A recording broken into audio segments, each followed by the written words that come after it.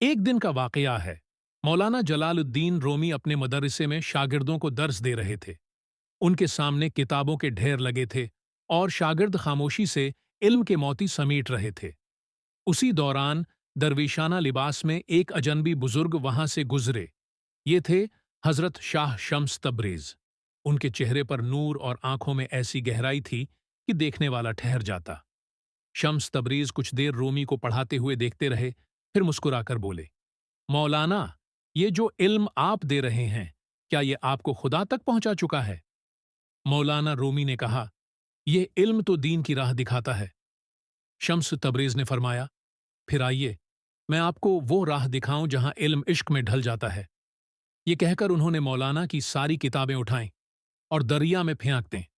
شاگردوں میں شور مچ گیا۔ مولانا حیران رہ گئے اور بولے، حضرت، آپ نے میری سالوں کی محنت ضائع کر دی۔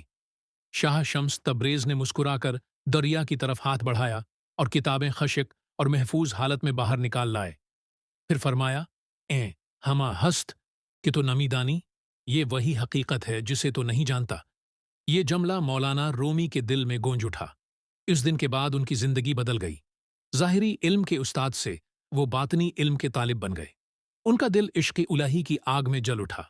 اسی حقیقت کو شاعر نے ان الفاظ میں سمیٹا، مولوی ہرگز نشد مولائے روم تا غلام شمس تبریزی نشد، رومی کبھی مولانا نہ بن پائے جب تک شمس تبریز کے غلام نہ ہوئے، اور یوں ایک عالم، ایک عاشق بن گیا اور ایک استاد، مولائے روم بن کر تاریخ میں امر ہو گیا۔